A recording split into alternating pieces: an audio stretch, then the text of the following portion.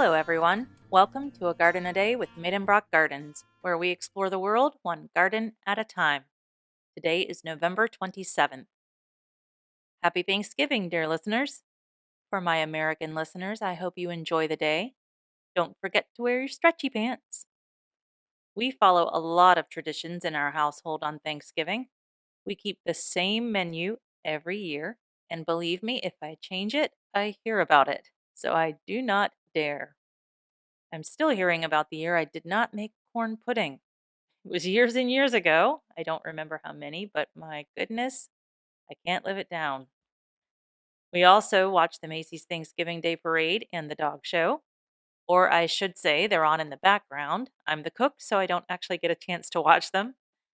We usually watch the Friends episode where Joey gets his head stuck in a turkey.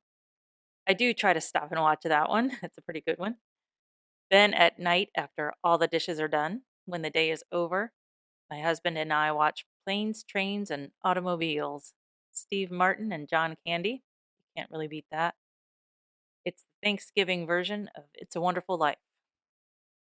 So, what are your traditions?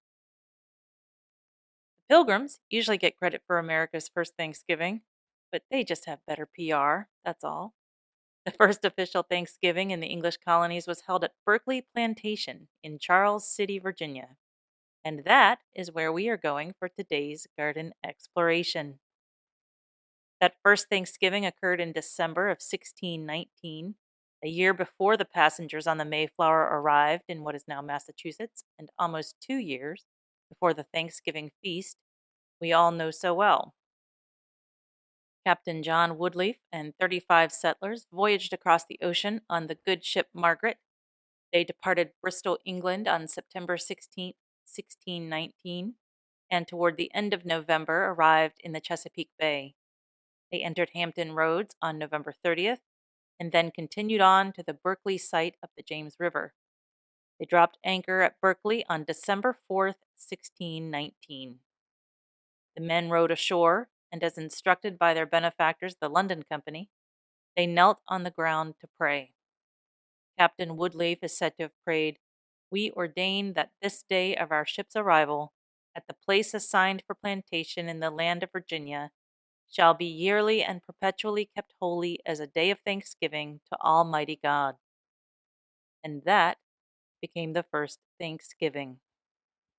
It is believed that they did make a yearly remembrance of this day until 1622, at the massacre of 1622 that ended the Berkeley settlement.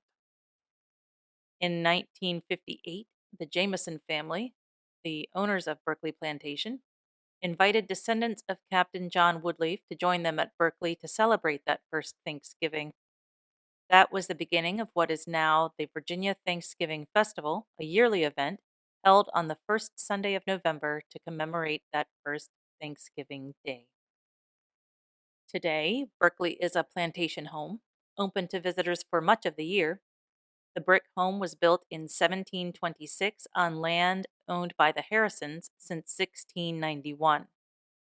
There is much more American history involved with Berkeley and the Harrisons than what I have time to mention in this episode, but I invite you to look up Berkeley Plantation to learn more. America's independence has ties to Berkeley, and of course, if you know your presidential history, you already know two Harrisons, William Henry Harrison and Benjamin Harrison. Berkeley is also the site of the first bourbon whiskey distilled in America, and the place where taps was first played. But the gardens. We are here for the gardens. Berkeley is located on the shore of the James River, set high on a bluff with magnificent views. The gardens and lawns extend from the house to the river for a full quarter-mile. The gardens include 10 acres of formal gardens, tree-lined paths, and a 100-year-old boxwood garden. There's also an area called the Ladies' Winter Garden. There are 5 terraced gardens that were dug out by hand by the enslaved at Berkeley prior to the American Revolution. Berkeley Plantation usually participates in Virginia's Historic Garden Week, sponsored by the Garden Club of Virginia. Next year's Garden Week will be April 18th through the 25th. More information will be available in February. Berkeley is open to visitors daily from 9:30 to 4. Tours of the house are conducted on the hour.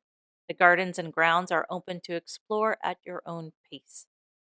Berkeley is closed on Thanksgiving Day, Christmas Eve, and Christmas Day, and from January through March. They reopen in the spring and stay open until 5 in warmer months. Well, that's about it for today's garden visit. Join me here tomorrow to find out where we're going next. As a reminder, you can subscribe, like, or follow this podcast on any of the major podcast players. I will be launching a newsletter in January. To sign up for that, please visit our website at gardenaday.com and click on the subscribe button. There's a link in the notes. Thank you for listening today and every day. If all goes well, I'll be right back here tomorrow. See you then, and happy Thanksgiving!